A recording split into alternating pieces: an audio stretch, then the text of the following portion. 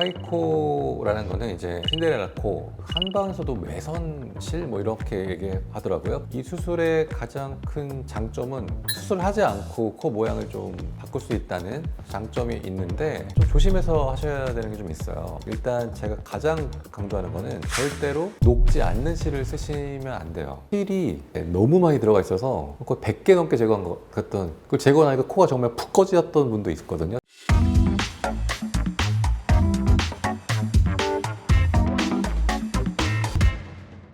여러분 안녕하세요. 건강하고 아름다운 코에 대해서 이야기하고 있는 박철 원장의 코멘터리입니다. 오늘 제가 준비한 주제는 하이코 시술, 필러 시술. 먼저 하이코를 한번 얘기해보면 어떨까 싶은데. 네네. 하이코라는 거는 이제 신데렐라 코, 한방에서도 외선실 뭐 이렇게 얘기하더라고요. 그래서 실을 코에 넣는 겁니다. 실을 코에 넣고 당기면서 코를 뭐 높이거나 볼륨을 주는 이제 술식을 우리가 흔히 뭐 이제 실 리프팅, 하이코 뭐 이렇게 얘기하는 것 같은데, 이 수술의 가장 큰 장점은 수술하지 않고 코 모양을 좀 바꿀 수 있다는 장점이 있는데 좀 조심해서 하셔야 되는 게 좀 있어요. 일단 제가 가장 강조하는 거는 절대로 녹지 않는 실을 쓰시면 안 돼요. 녹지 않는 실을 넣고 오신 분들이 꽤 계시거든요. 저한테 재수술을 좀 많이 하다 보니까 전에 이제 무슨 실 리프팅을 받고 오셨는데 자기는 녹는 실인 줄 알고 있다, 뭐 그렇게 해서 수술을 보통 들어가는데, 웬걸 딱 열어보는 순간부터 일단 피부가 막 아주 딱딱하고 막 이런데 딱 열고 박리하다 보면 막 실들이 막 나오기 시작해요. 녹지 않는 실이. 근데 실이 보통 원리가 이렇게 매끈한 게 아니고 이렇게 막 갈고리처럼 이렇게 막 장미 줄기처럼 까시는 것처럼 이렇게 딱 돌기들이 있어서 그게 넣을 때 조직을 이렇게 물고 들어가거든요. 조직을 이렇게 물고 들어가는데, 그러면 뭐가 문제냐? 조직 그 피부 사이에 박혀 있을 거 아닙니까? 박혀 있는데 그걸 제거하지 않으면 모양을 만들 수가 없고 염증의 원인이 되기 때문에 제거해줘야 되거든요. 녹지 않는 실을 이렇게 제거하다 보면 그 제거하면서 그 피부층에 손상을 많이 입어요. 특히 진피층에 손상을 입으면 피부가 완전 파이거나 우그러드는데 흉져요. 그래서 실도 너무 피부 쪽에 얇게 표피층에 가깝게밖에 넣으신 분들이 있더라고요. 그런 분들 제거하면서 피부가 손상이 오면 영구적으로 피부가 이렇게 딤플이 생기거나 문제가 생길 수 있어서 그런 문제가 있고, 또 특이한 케이스는 이건 외국분이다. 베트남에서 오셨던 분인데 들어갔는데 실이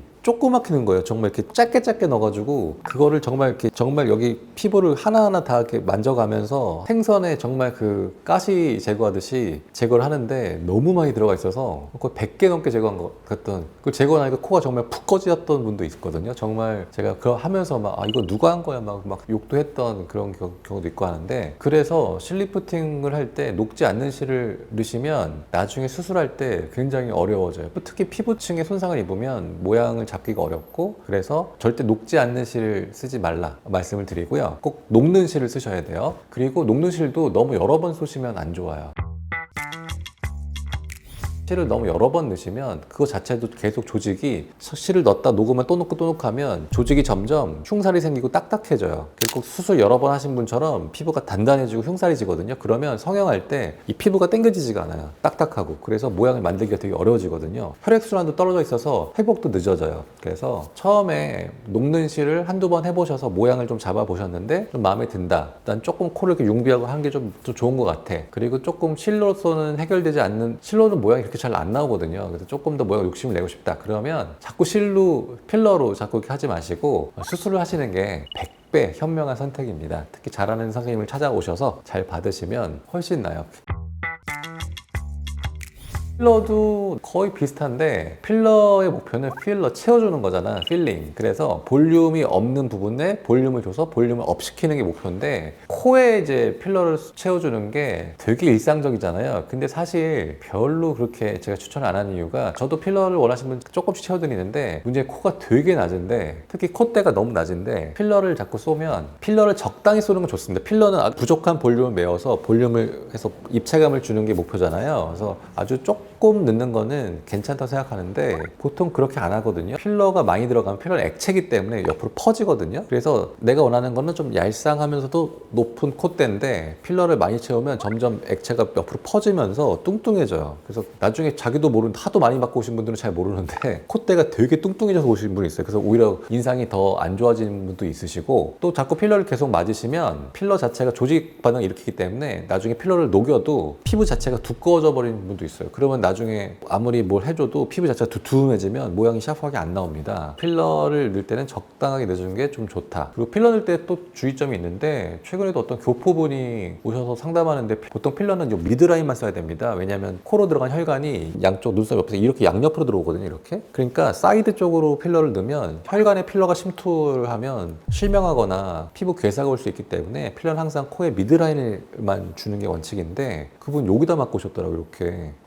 그거 되게 위험한 짓이거든요. 그분 다행히 괴사되지는 않으셨긴 한데, 잘못 혈관 쪽으로 들어가면 큰일 납니다. 미드라인을 지키더라도 너무 많이 주면 필러가 옆으로 퍼지면서 혈관을 눌러요. 그 혈관이 이렇게 눌리면서 또 마찬가지로 큰 문제를 일으킬 수 있기 때문에 필러를 쏘는 건 좋은데 너무 과도하게 많이 자주 쏘시는 건 별로 좋지 않다. 마찬가지로 필러는 반드시 그리고 녹는 필러 쓰셔야 돼요. 녹지 않는 필러는 정말 큰일 납니다. 근데 진짜 가끔 필러 맞고 오신 분 중에 칼슘 제제 필름이 있어요. 칼슘 제제로 만든 필러는 녹지 않는 필러거든요. 녹지 않는 필러를 맞고 오신 분들이 간혹 계신데, 이게 진짜 어려워요. 피부 사이에 스며들거든요. 마치 피부에다가 시멘트를 붓는 것과 똑같아요. 내 피부에다 시멘트를 부으면 어떻게 됩니까? 피부가 딱딱해지고 굳어지죠. 경화된단 말이죠. 그 상태는 필러를 제거할 수가 없어요. 수술방에서 제거도 안 돼요. 그러면 수술할 때 되게 어려워요. 그나마 내가 안 녹는 필러를 맞고 오셨다고 얘기해 주시면, 그러면 이제 수술 전에 충분히 상의하고 뭐 이렇게 하면 안 되고 뭐 주의사항을 드리고 뭐 이렇게 기대치도 좀 낮추고 이렇게 들어가는데, 본인이 녹지 않는 필러 맞으신지도 모르는 분이 꽤 있어요. 그러면 수술할 때 되게 당황스러워요. 코가 이렇게 높이면 나중에 피부가 이렇게 쭉 늘어나야 되잖아요. 안 늘어나니까 다치지가 않아. 그래서 염증의 원인도 되고, 그래서 녹지 않는 필러는 절대 맞으시면 안 된다. 수술이 무서워서 자꾸 옆길로 가시다 보면 나중에 더 큰 문제를 일으킬 수 있다. 다시 한번 강조드립니다. 제가 실장님한테 들었을 때는 그렇게 시술을 받고 오셨던 분들이 이게 왜 재수술이냐 이러면서 왜 재수술 비용이 나가는지에 대해서 또 잘 모르시는 분들이 많다고 해서, 사실 시술 하시는 분들은 그 1, 200만 원, 2, 300만 원 아끼려고 사실 시술을 했다가 나중에 거기에 배를 더 쓰게 되시는 거잖아요. 그렇죠. 사실 뭐 제가 재수술에 준해서 무조건 받는 건 아닌데, 아까 말씀드렸듯이 너무 시술을 과하게 받으셔서 피부 자체가 너무 딱딱해지고 흉살이 너무 지면 그게 재수술이랑 똑같아요.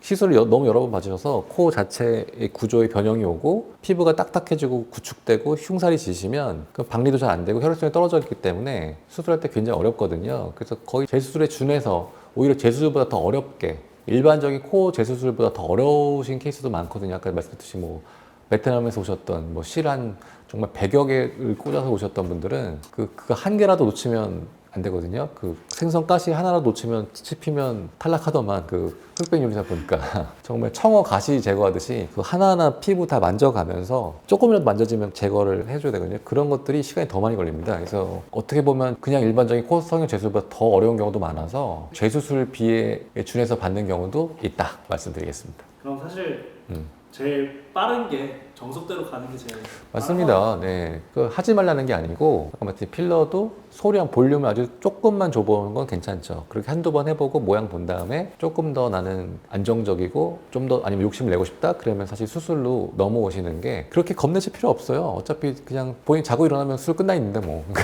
오히려 나는 이게 주사 맞으면 더 아프겠다. 그건 그냥 뭐 수면 마취로 하지 않잖아요. 보통 그냥 쏘기 때문에. 네, 수술이 그렇게까지 고통스럽지 않다 말씀드립니다.